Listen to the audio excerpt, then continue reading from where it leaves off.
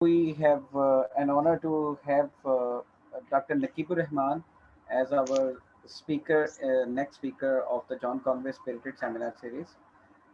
We do apologize in advance if are some inconveniences of the internet connectivity due to the prevailing situation in the whole country.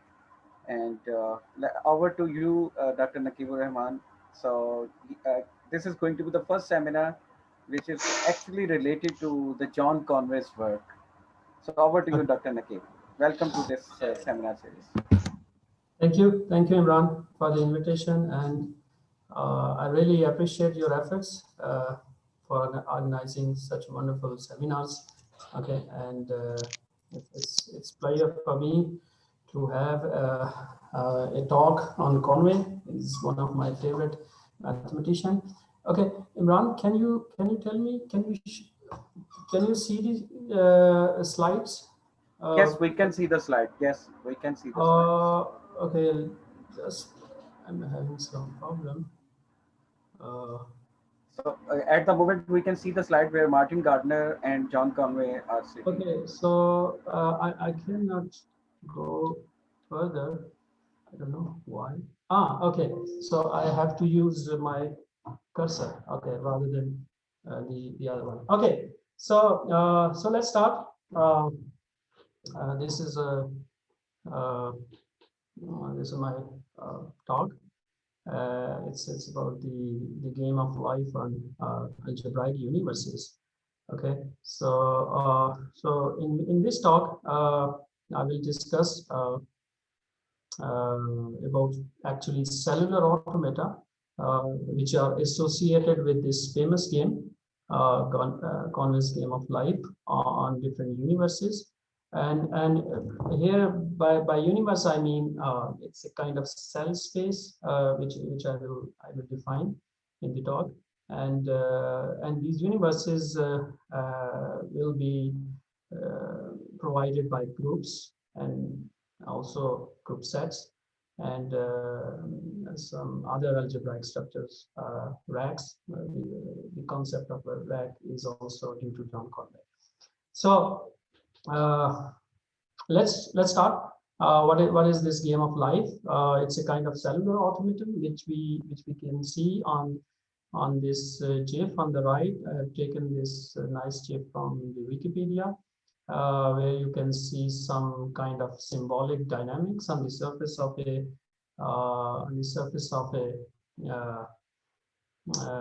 knot, which is embedded in 3 dimensions. Okay, so what is the game of life? So the game of life is a solitaire. It's actually a no-player game, which was invented by John Conway in 1970 when he was in Cambridge University, England. Okay, and this game was popularized by Martin Gardner uh, in the Scientific American magazine, and the issue of that magazine in which he popularized this famous game was in October 1970.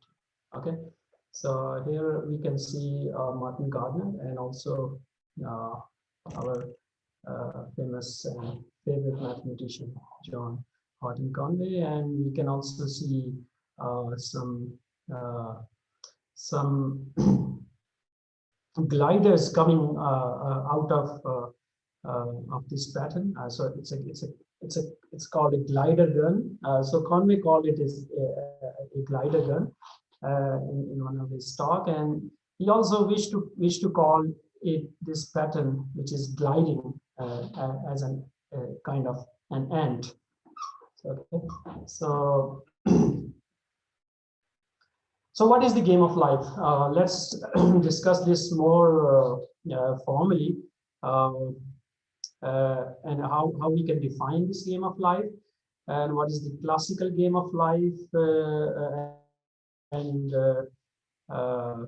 how, where we can play this game of life. Okay, So the classical game of life consists of infinite two-dimensional orthogonal grid of square cells. So we can take infinite two-dimensional checkerboard, and which is of course extended infinitely in all directions, and then uh, on each cell of this grid, we have two possible states. So each cell is in one of two possible states. One state we call it life state, and the other state is the dead state.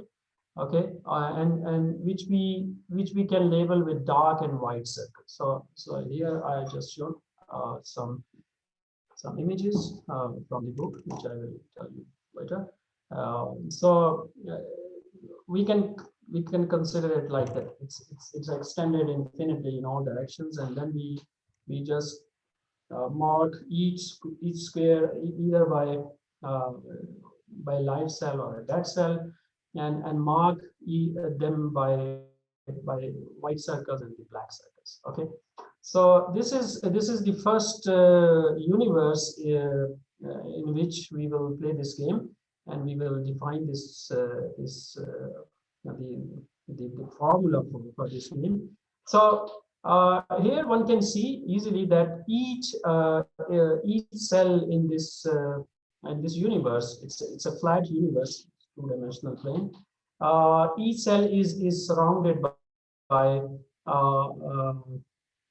is 8 neighbors. So take any cell wherever you like, then every cell C interacts with its 8 neighboring cells. So for example, if you take any cell C, then this will be C of E, which is the east cell, a cell which is east to C, and then we have another cell which is at the west, and one cell at the north, and one cell at the south, and then similarly you can have southeast cell and northeast cell and northwest cell and a cell which is at southwest of that cell. So I hope this is clear. Okay, so what are the rules of the game of life? So in the classical setting, okay, so the rules, there are actually 4 rules of the game of life, and the first rule is called the rule of birth. Okay, so what is this rule?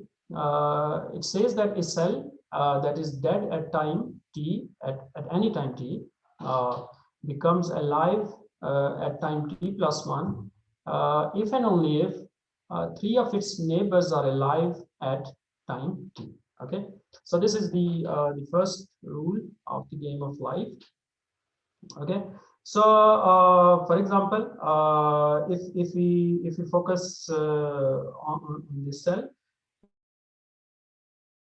which is at the left side and at the center, and if we apply this rule, it's a rule of birth, then this cell will be alive in the next step, in the time t plus 1. Okay, so at this point this is dead, so the dead cells are represented as white circles, and the live cells are represented by dark circles. So okay, so the rule of birth says that if a cell that is dead, okay, a cell which is already dead at a time t, it will be alive at time t plus 1 if and only if 3 of its neighbors are alive at time t. Okay, so exactly three of its neighbors are alive at time t. Okay, so I've written here some mathematics also here. So it's a kind of formula. So it says that it's y of s where s belongs to s, and this is the summation, and it must be equal to 3. I will explain you later why I've written. It's at the moment we just remember that that the rule of birth, in the rule of birth this mathematical equation in summation form. Okay, so then we have the next rule of the game of life, which is called the rule of survival. When a cell survives, when a cell will survive or survives. Okay, a cell that is alive at time t will remain alive at time t plus 1 if and only if it has exactly 2 or 3 neighbors at time t. Okay, so for example, in this case, we have a cell which is already alive, okay, and this cell will remain alive at t plus 1, okay, at the next step of the time. uh, why? Because this cell has either two alive cell or 3 alive cells. So this box where we can see both alive and dead cells in the same box, it shows some kind of possibilities that it can be it this cell can be alive and also be dead, but it's possible, okay, because it says that it has exactly 2 or 3 neighbors at time t. Okay, so if we translate this rule in mathematically, then this means that we can write so if we have like 2 cells alive, then the summation of y of s will be 3. Okay, including the original cell which was already alive, because in that case one we have 1, 2, and 3. So the summation of all these uh, some of the values of this configuration will be 3, or it will be 4 if we also include this next possibility, that when we also include this alive cell at the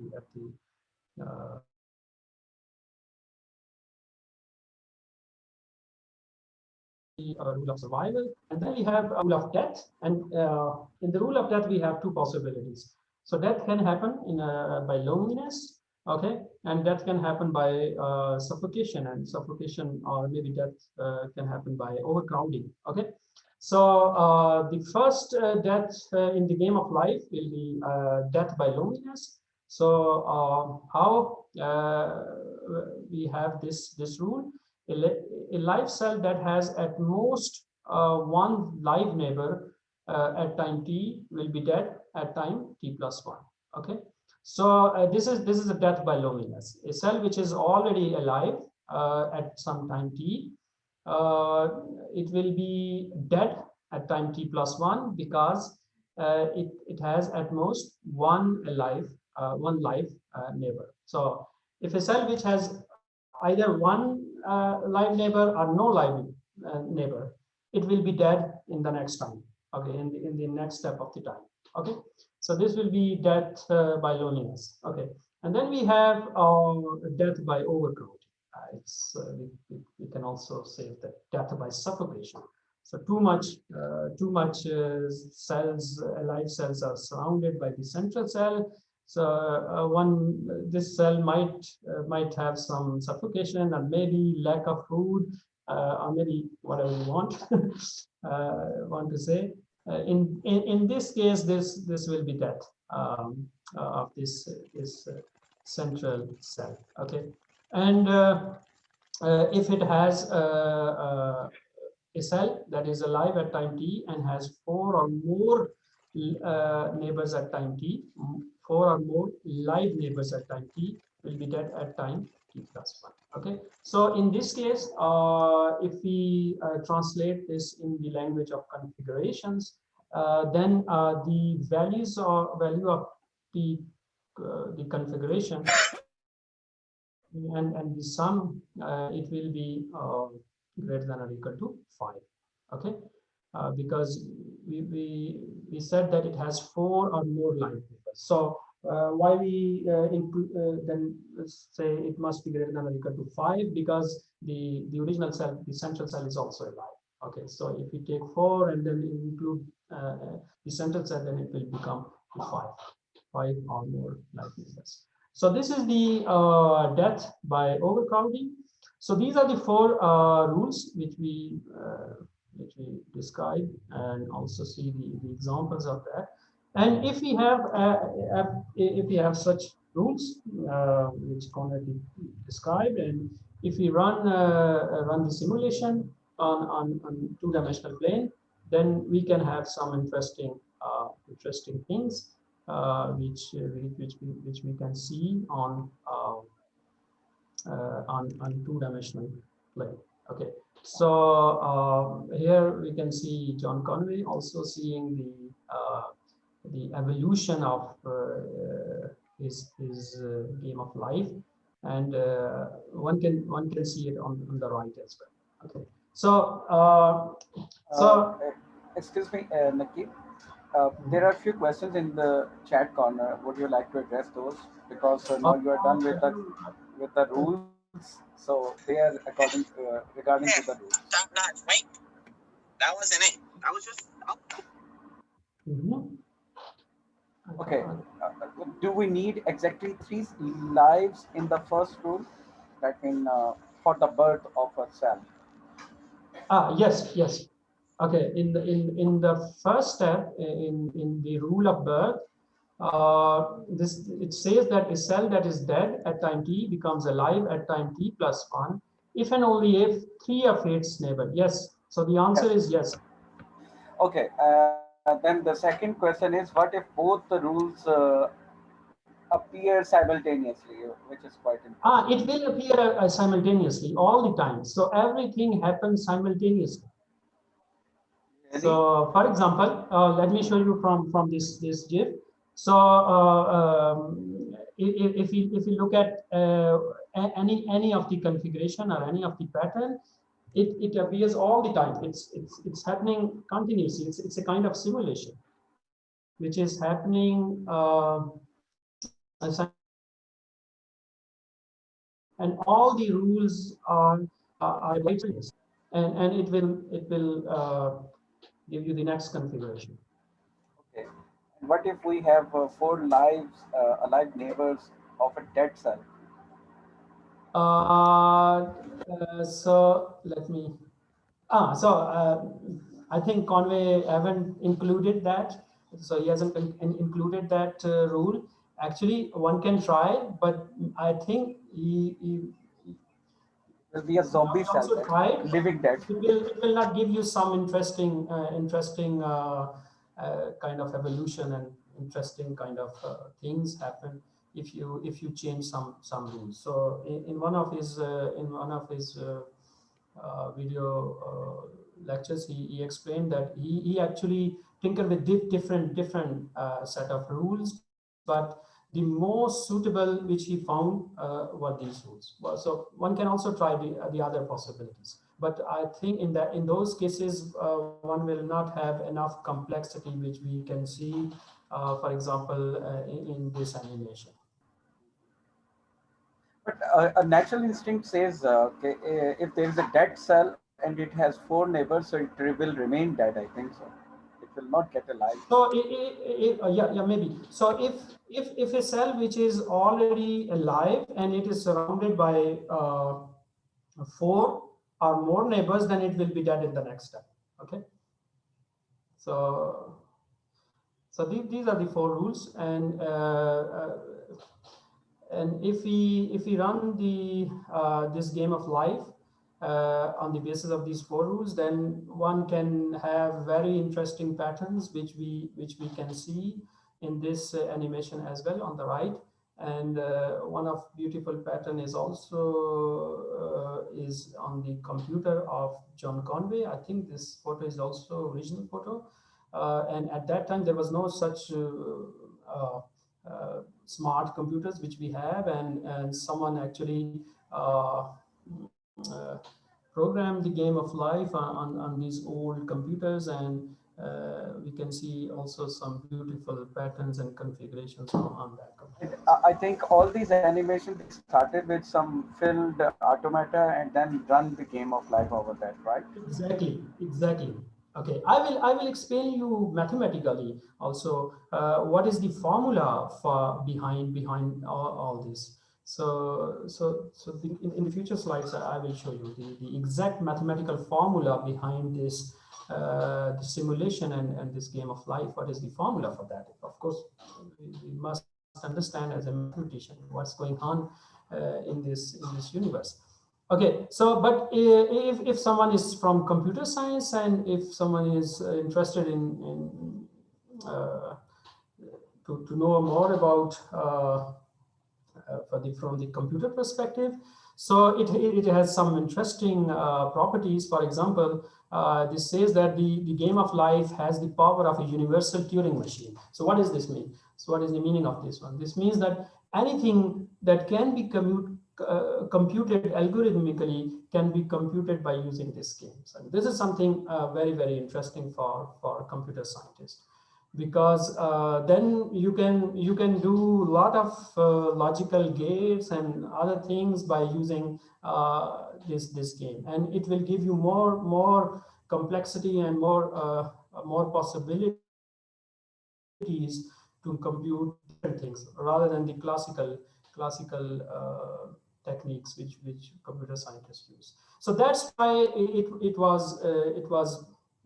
became a kind of very popular among computer scientists, and a lot of people still do a lot of programming by using the game of life. So such a property is called it's called a universal Turing machine. So sometimes computer scientists call that this game is a universal, or this simulation is universal, which means that anything that can be computed algorithmically can be computed by using this game. Okay. So this is also something which is very interesting about the game of life. Okay. So, but we mostly are mathematicians, and we want to know the mathematics of this one, and for that purpose, so the next part of the talk will be more mathematical and more abstract. Okay. And algebraic. Okay, so how we can see this game of life as a cellular automaton, and what is cellular automaton, and how we can define it as a cellular automaton, and in which group actually it's happening. So one can see the universe which we are playing this game. It's the infinite two-dimensional plane. We can see it as a group. Okay, so what is the group structure of this plane? The group structure is the group Z square. Okay, so it's a Z cross Z. It's an abelian group.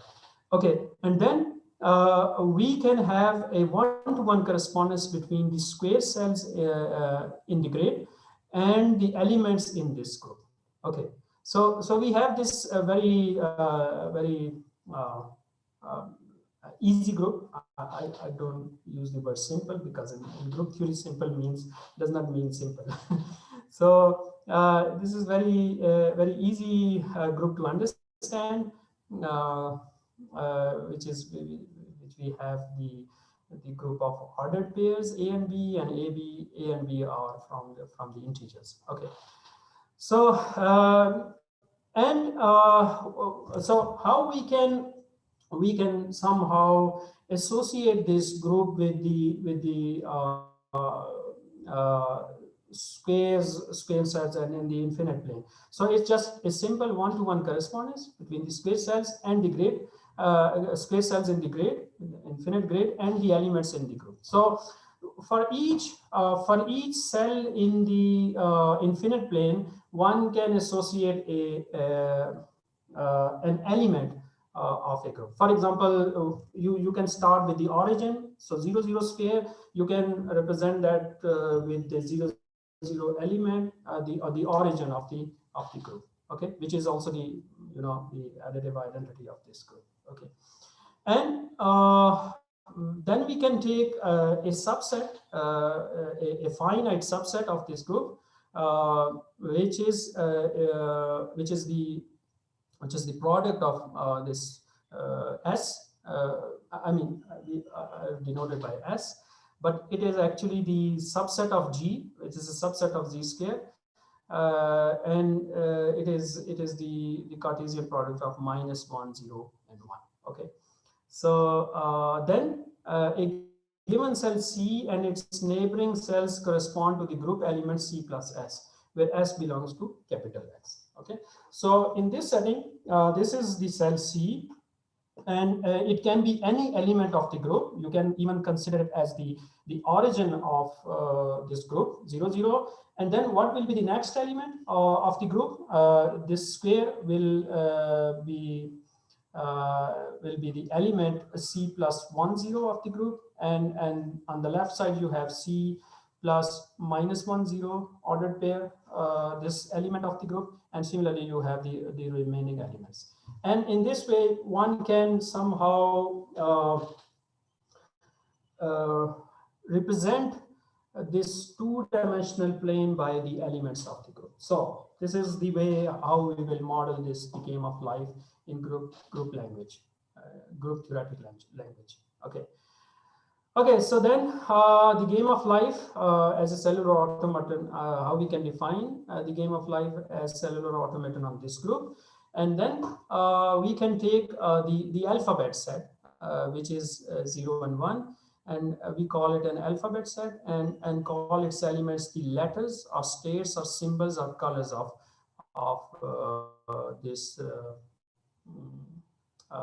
of this set. Okay, so what is the meaning of state 0 or respectively 1? They correspond to absence, respectively presence of life.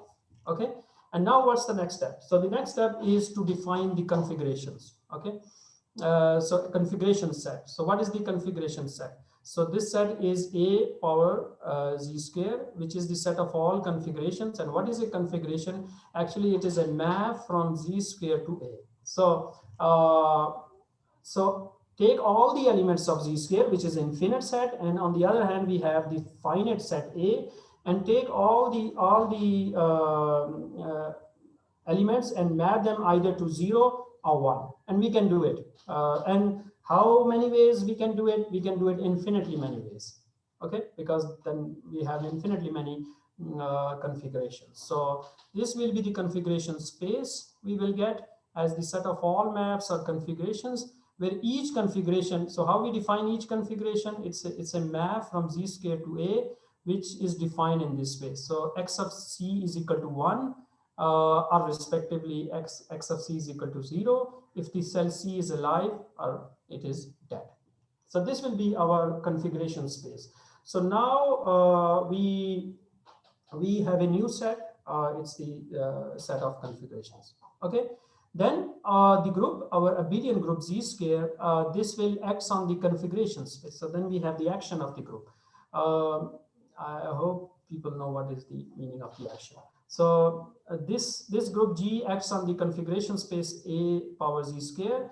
And what is the action? That action is called the shift action. So we just shift the configuration. So mathematically, how we can define it? We can define this action in this way, because action itself is a function. And it's a function from, it's a map from G cross A Z square to A Z square. And then in G cross A Z square, we have one element G from the group and the other element from A power Z square, which is a configuration, and then we will get Gx. And what is the meaning of Gx? So Gx will be X composition LG inverse. And what is this LG inverse? So LG inverse is a map from G to G, and we can define LG inverse, apply it on G, we get G inverse plus G prime. And one can easily prove it and see it that this is a well-defined action. Okay, it satisfies the two properties of the group action. So then what is this? What is the game of life in this group theoretic language? So how we can define the game of life? So now we have the local map. After that, we need to define a local map. We need to consider a map which we can represent by mu, and this will be a map from AS to A. And what is S? We already defined S earlier. It's a subset of Z square. Okay, and then we have the configuration from AS to A, and this is given by for all y in AS. So what is small y? Y is in configuration in A power S. Okay, and this local map, we can define it in this way. This will map any configuration either to 1 or 0, okay, if we have these rules. Okay, so what is this when it is 1? So it is 1, or it's a kind of a life situation, a survival and death situation. No, survival and birth situation. In this case, we will have the birth of a cell, which I already described you previously. And in this case, we have the survival. Okay, and all the other cases where we have the summation greater than or equal to 5, in all those cases, we will have the death of a cell, or even if the summation is less than or equal to 2. In all those cases, the local configuration will make will give you the 0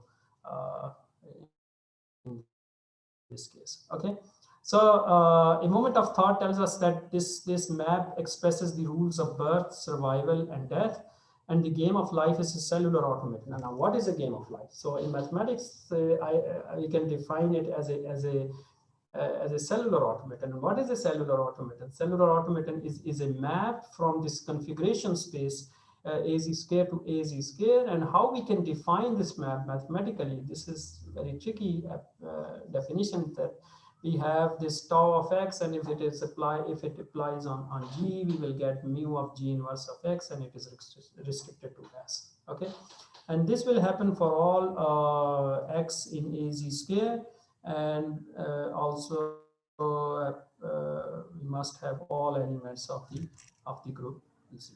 Okay, and what is this G inverse x and then restricted to S? What does this stand for? This denotes the restriction of the configuration G inverse x. And what is G inverse x? We can define it x composition LG to S. So what is a game of life for mathematicians? So the game of life for a mathematician, for algebraist, is a automaton. Okay, and how we can define a cellular automaton? It's a map from the configuration space to the configuration space, and which is defined by another map, which we call the local defining map. Okay, and in this case, S is also called the memory set. Okay, if we borrow the terminology from computer science. So we have the local defining map mu, and then we have the memory set, which is S. And by using all these things, we can define a game of life as a cellular automaton. Okay, and what is a cellular automaton? Cellular automaton is a map from configuration space to the configuration space, which is defined in this way. Okay. Now, excuse me. Can you go to the previous slide? Mm-hmm. Previous slide. Yes. Yeah. This one. Okay. Okay. You pick the set A01 with the alphabet set. Okay, and then you take the configuration space AZ square, right? Mm-hmm. Okay. One thing which is okay, the group action is well defined. Everything is clear. If we go next, so how this small g, the entry which is coming from Z square, is coming into the play of this game of action. So you understand my question? In this slide? Yeah. In the next. Okay, here. Yeah. When now you have a map which is from AS to A, and this map is defined by this one. I'm just confused about the role of G in this tau of X. So basically you have a configuration. So you start with a configuration. So what is cellular automaton doing? What is the game of life doing? It take a configuration and transform it to another configuration. Okay, if we have a new configuration, what is the value of that new configuration take? So the value of new configuration will be computed by finding the value of new configuration at a particular points. Okay, and that particular point is calculated by any G. Okay, so So one can see it, take any configuration X, it is consist of some on and off cells, okay, and then cellular, the game of life will transform that configuration by using 4 rules, okay, which are described by this local map, and then we have a new configuration, and when we have that new configuration will calculate the values of, on each of the value on each of the Now I understand. Now I understand. So particularly it is, regarding to G, you have a cell. Then regarding to that cell, there is a S, and this okay, this particular map yes, keep on changing with the value of G. yeah, yeah, The selection of the cell we have, exactly, right? exactly. Okay, okay, okay. Thank And you, in thank this you. case, one can cover all of the plane, all of the z square. Yeah, I understand. May Shaheen I has a ask question. a question? Okay, Okay, what is the yeah. idea behind to choose to behind this G map? Because you have chosen this G map is very particular way. And in the on the previous Which slide, map? Which map? on the previous slide, Okay, here. yeah, here this action actually this LG inverse map. Okay, Uh, so can you actually, give me some idea how you have chosen or how you had determined this map behind this? just so we must have some kind of a map which satisfy two axioms of the definition of the action. So the in the action we must have like so I know you know the definition of the action of a group. It's a map which satisfies two properties. If we in general, if we don't take G inverse, then the one of the axiom of the definition of the group action, it will not satisfy. Okay, so that's why. Naqeeb, what is the role of this group action in the next main definition? I think there is no. No, no, Which one? Is there any? there is. There is. No, that I'm asking this one because this is defined in very in particular way. G inverse plus G bar. I mean, Okay. that's why I asked this question. Why we have chosen such particular? So this is because we need to shift this configuration. No, not the configuration. It's just a left multiplication. Actually, it's a left multiplication. That's why we write it G inverse. Okay, it will transform that. In fact, it will transform whole of the group to the next level. It's a kind of it's a shift. It's a shift of the group actually. Uh, Okay. Now I understand. Okay, Yeah. because So this this is sum is actually the multiplication. yeah, Okay, that's yeah, why exactly this yeah, is yeah. like a conjugate map. Nothing. exactly this is left Yeah, multiplication yeah, map yeah, because in this case, yeah, in this case we have the group which is abelian. That's why I put plus in yeah. this case. But But if you because have there in is general, minus on this, so that's why that's confusing for me. Why we have what kind of? okay, Okay, yes, you are right. okay. I think Thank you. I must have write minus. I must have Minus two. minus Yeah, yeah, rather than G Yeah. inverse. Thank you for that. Okay, very good. Okay, so let's go back to some history so that we already seen so much mathematics. So, so I just included this brief history of cellular automation, how this idea started, the one which we have seen mathematically in the previous slides. So actually, the idea of cellular automaton was introduced by John von Neumann. And why he need to define such things, actually he used them to describe theoretical models of self-reproducing machines actually. So that was his motivation. He was interested in theoretical models, and we all know John von Neumann is interested in so many theoretical things, even in quantum mechanics. So he was interested in theoretical models of self-reproducing machines, and he first attempted to get such models by means of partial differential equations. So that was his first approach. But later he changed the perspective and tried to use ideas and methods coming from robotics and electrical engineering. Okay, but eventually in 1952, following a suggestion of his colleague Stanislaw Ulam, he constructed a cellular automaton over the group Z square with an alphabet consisting of 29 states.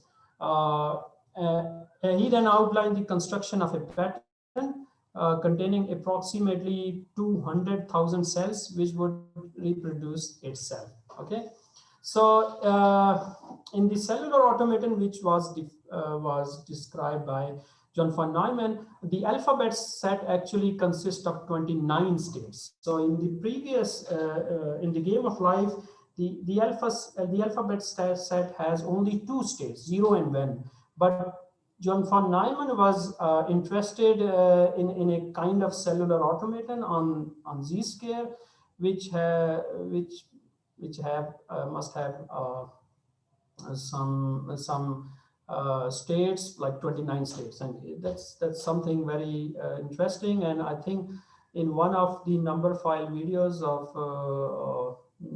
John Conway, he described why he was interested, why John von Neumann was interested. I think he wanted to have some self-reproducing machines which we can send on Mars, and how we can have a life on Mars. Okay, so this was his idea, and it was very fascinating idea.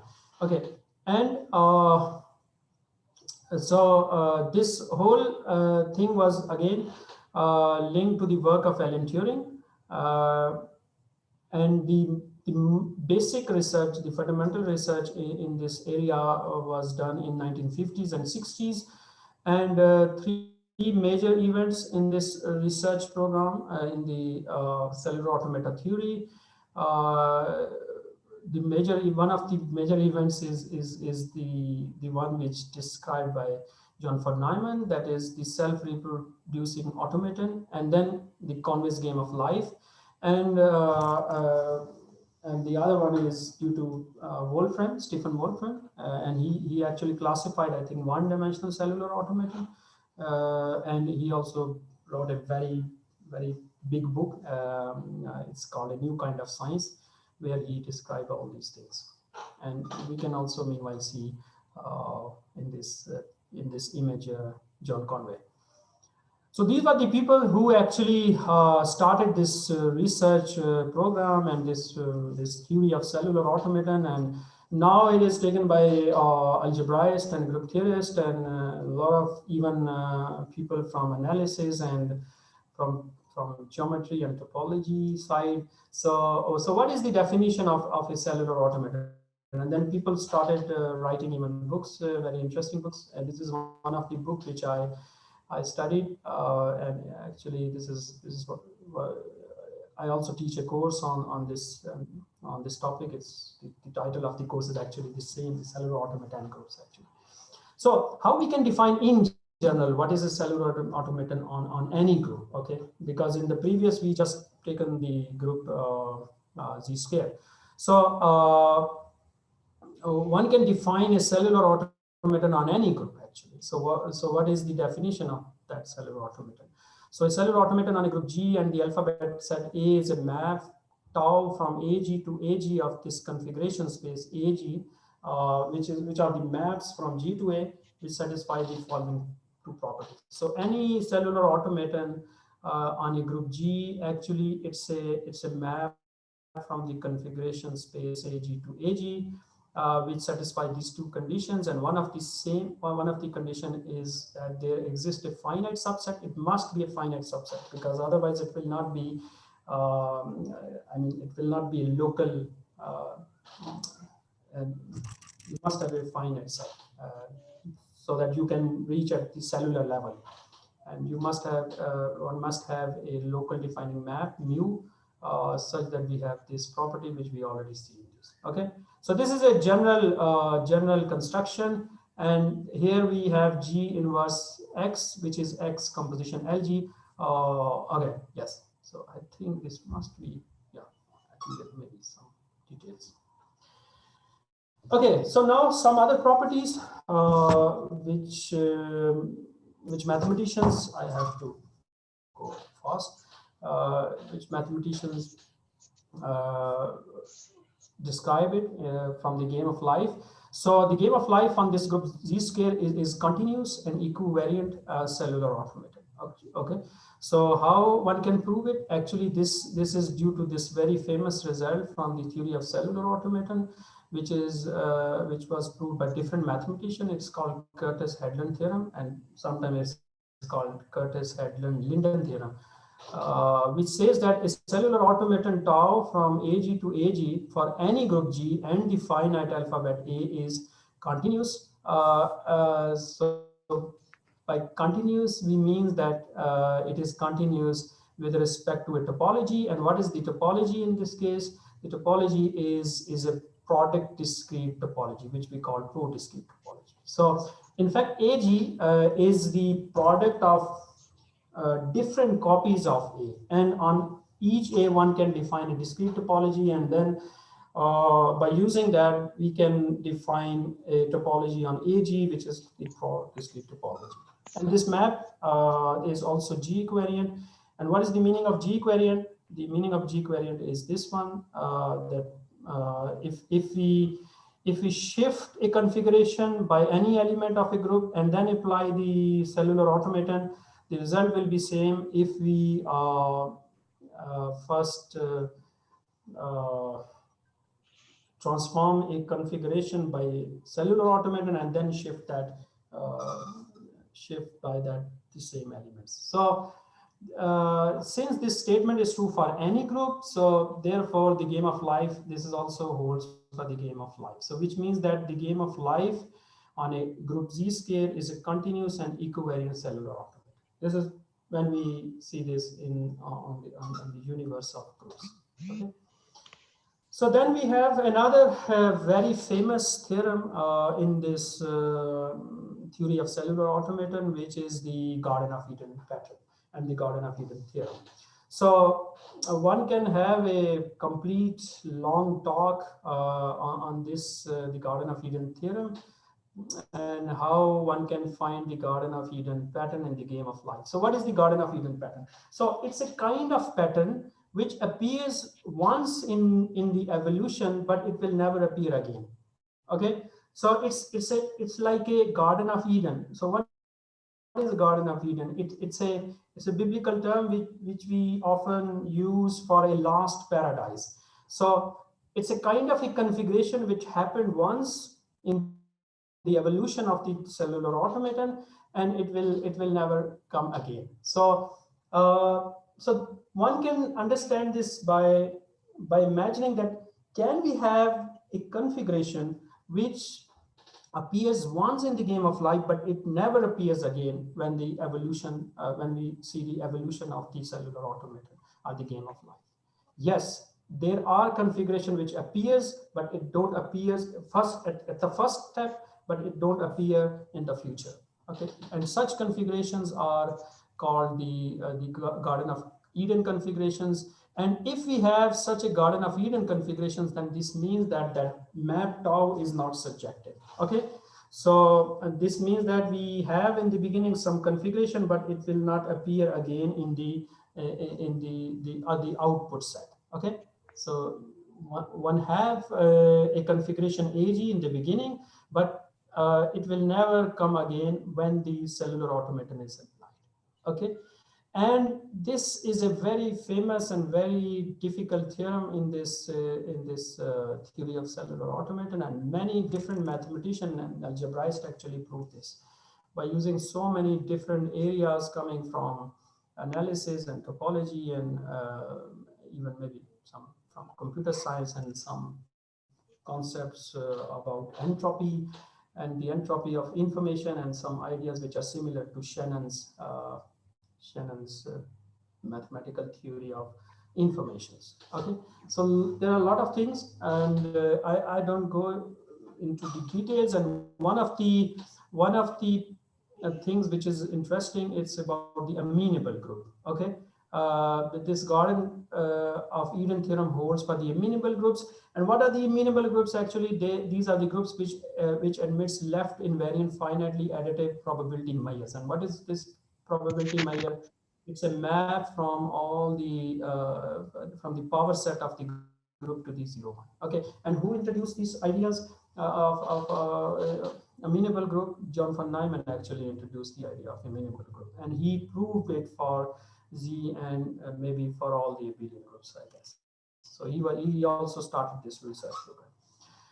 Okay, so now it's all about the group universe, and now we so the next step is to look the same cell game of life on a different universe, and the one can have a different universe by instead of group, one can have a group set. And what is a group set? Actually, group set is a set on which a group acts actually. Okay, and in 2011, this new research was done by Sebastien Morisot, and I've taken this snapshot from his paper from arXiv, and I think it is later published in Journal of Cellular Automata.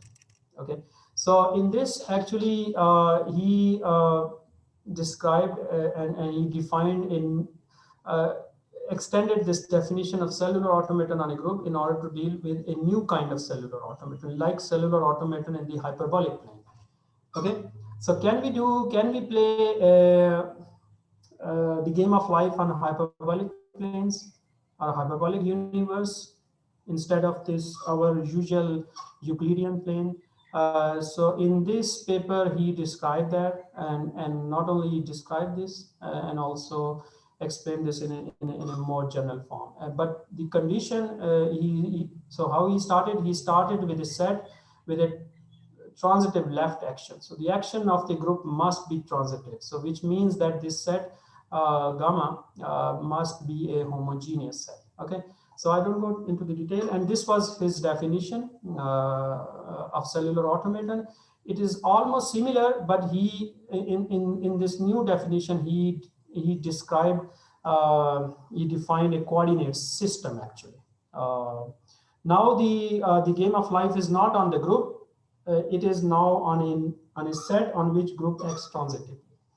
So this was the definition of Morisot, and this is the definition of the coordinate system. I don't have enough time to go into the detail of that, but I just the purpose of this is to show you the next step of this this one. So and in the same paper he described the hyperbolic game of life as a cellular automaton. Okay, so how he described he described in this way. He considered one is so in this paper consider a tessellation of the hyperbolic plane at scale by regular octagons.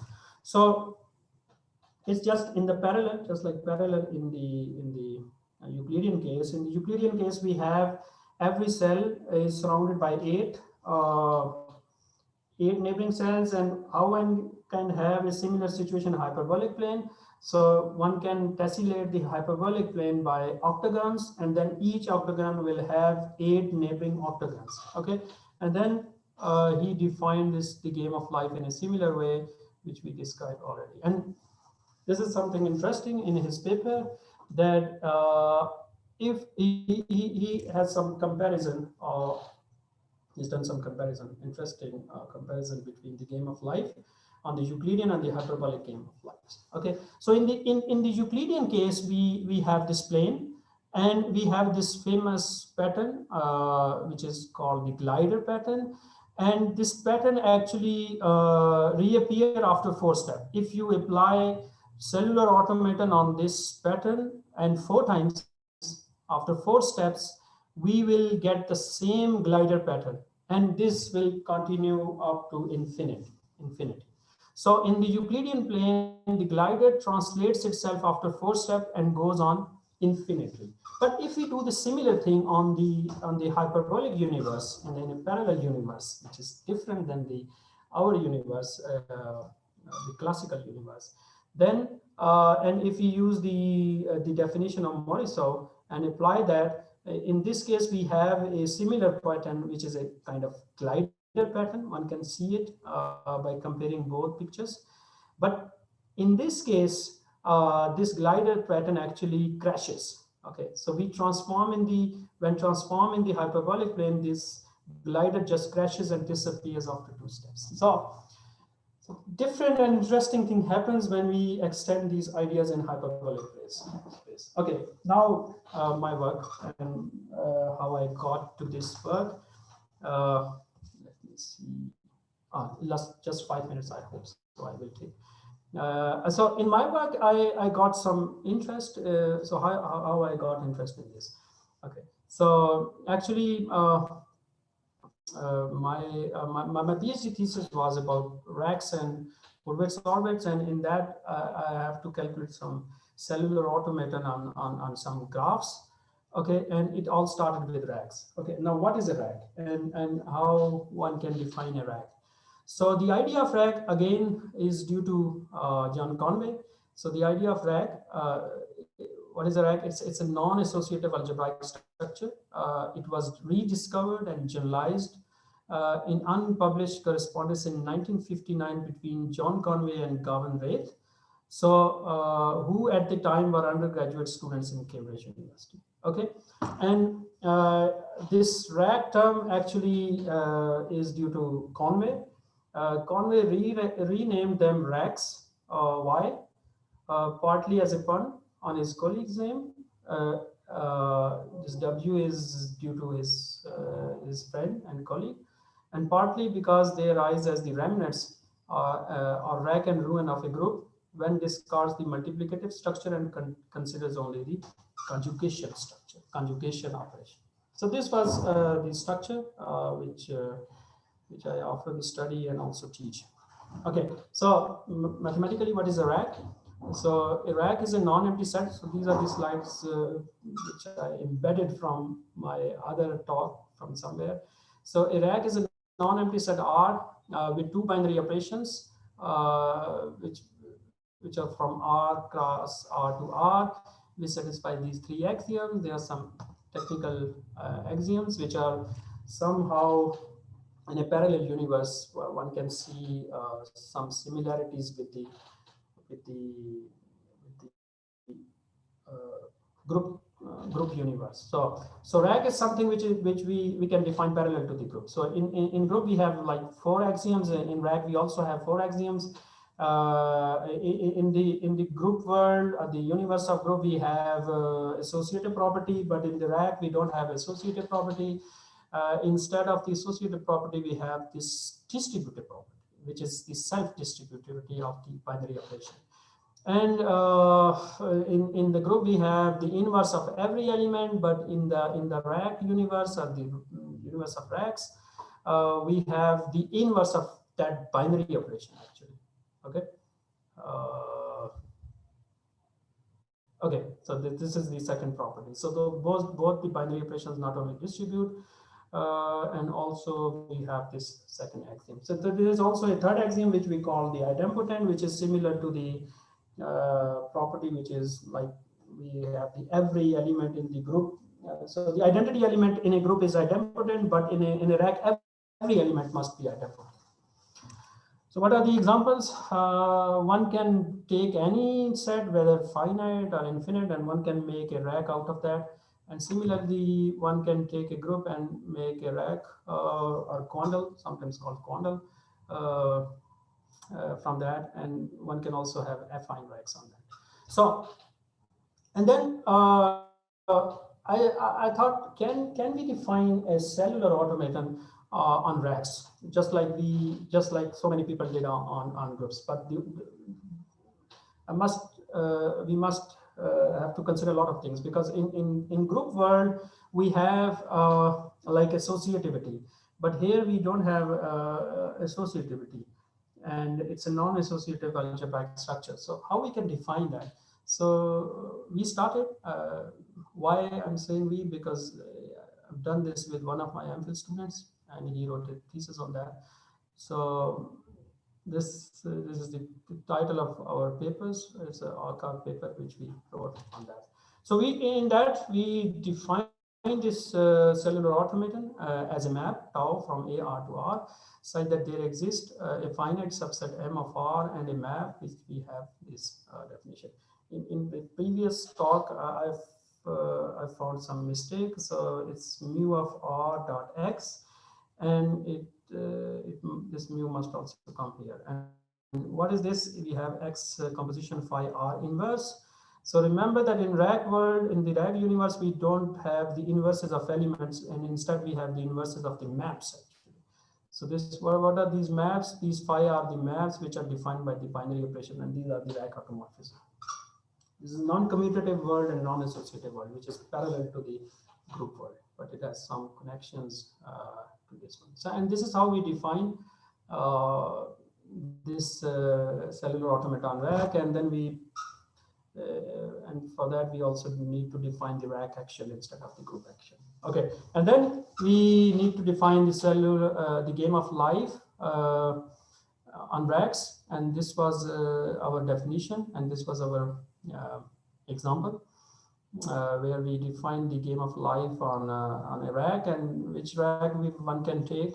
One can take the affine rack on G square, and this definition was almost similar, but the only difference is the is the uh, the way when something evolved actually. So for example, this is the glider.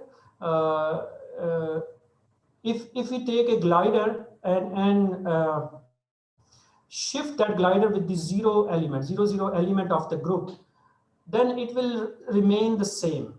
But if we do the same thing when we consider the plane z square as a rack instead of a group, this actually this glider actually flip actually, and it will start moving in the upward direction rather than the downward direction. In one of the previous slides, we have seen that after 4 steps, this glider moves downward infinitely, but in the rack universe, if we shift it with this is the origin, it start moving in the upward direction. And there are a lot of other things one can see. And one of the things which we found, which is different to the group world here, is that the game of life on this affine rack is non-equivariant cellular automata. So this is something interesting and different than the one in the cellular automaton which one we have seen uh, in the group universe. So okay, so I mentioned that unlike the cellular automaton groups, a cellular automaton on a rack is in general non-equivariant. So in the cellular automaton on the universe of racks are non-equivariant in general, whereas the cellular automaton on groups, any cellular automaton on group is a equivariant map. So, and then we have a lot of other open problems which one can pursue if someone is interested in this. That is, there exists non-equivariant, non-reversible bijective cellular automaton on racks. This is open problem. Can we have a Garden of Eden theorem for cellular automaton racks? That's something, a big project one can pursue. And for that, actually, one must need to define meanable racks. So maybe there's something one can do. So that's all for my talk, and these are some references. This one book which I like it. Maybe if you can see the video. Imran, can you see the? Yes, uh, yes. Okay, Yes. so this is the book which I like most, and I often read this book, and I also written a paper, archive paper, which is one can also read that. Okay, thank you very much. Thank you, Naqeeb. Thank you very much for a very interesting talk. Definitely, many of us would not are habitual of viewing automata, cellular automata, in the way you have described here. Though everyone, probably with the death of John Conway, everyone got familiar with the game of life and game of death.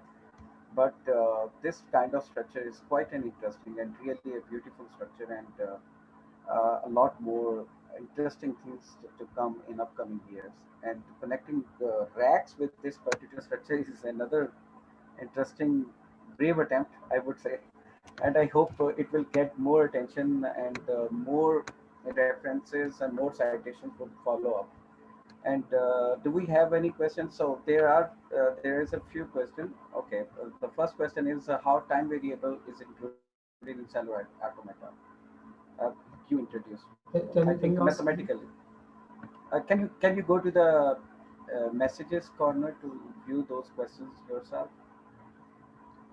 Okay, let me yes. So go to the participants. Okay, let me read it out.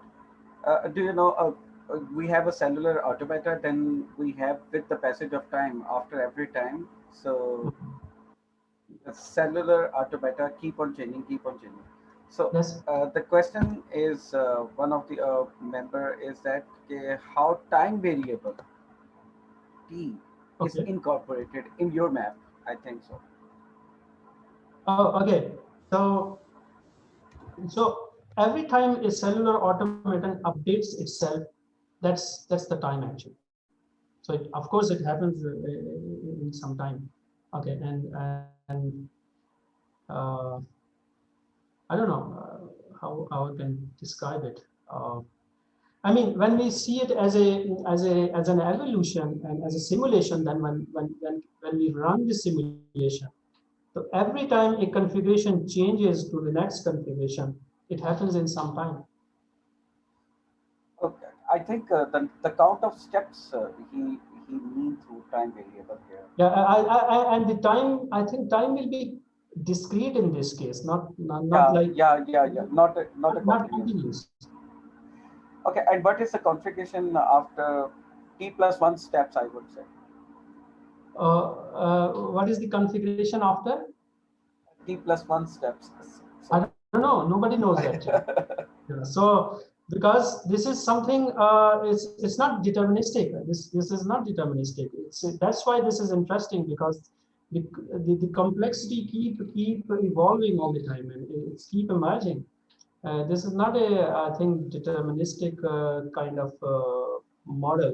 Although the rules are quite simple, but it's we have a lot of complexity after that, and I don't know, one cannot know what happened in the future. Yeah. and you rightly mentioned many things in your talk.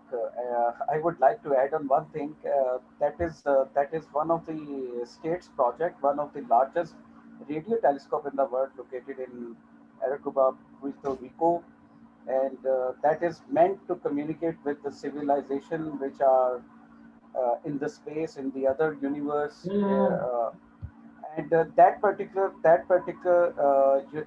telescope is meant to create these kind of signals, and the signals are like automata, producing various Yes, yes, automata to communicate with the other civilization, because the yes. scientists believe that if we have to communicate with maybe aliens, so what kind of language we can be used, if that can be used, the language is what most people believe is language of automata, these Yeah. kind of languages. Yeah. So actually, there are a lot of philosophical implications one can have. That are we also living in a kind of some automaton? Are we living some kind of simulation? So there are a lot of philosophers who are also working on this. So maybe so our mathematics can have some implications there also. A new kind of language we are Yeah, going to build. yeah. A new kind And of. there is another question. Probably you will love to answer it. Can we change the rules of game of life? Can we change? The rules of game of life.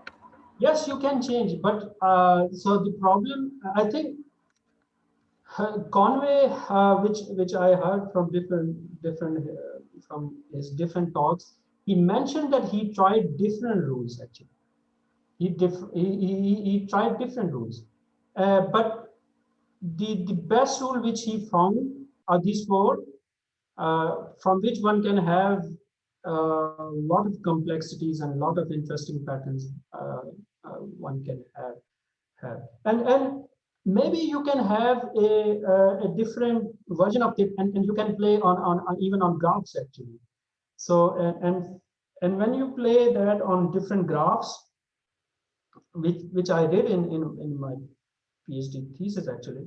I did a similar things on the graphs of an infinite group, and there you need to modify the rules of the game of life. Yeah. So one can, so for example, these days we have a lot of problems trying to find the spread of coronavirus across the globe. I think one can try this with this cellular automated model, because it's that model would be much better than the other classical models, because this is something which is happening everywhere, and nobody knows what's going on and how one can model this. So Definitely, rule need to be changed. yeah. One can, but this is really very interesting talk, Naqeeb. I really enjoyed the stuff, Thank and you. I congratulate on introducing this Okay. new Thank you. connection Yeah. of Automata into rack, and Yeah. hope that this idea will get boom very soon. I hope. Thank you, everyone. Any other question or suggestion by the audience? Okay, if this is not the case, let us thank the speaker once again, Naqeeb Rehman. Thank you. Thank you, Dr. Naqeeb. Thank you very much. Thank you, everyone. See Bye you. bye. Take care.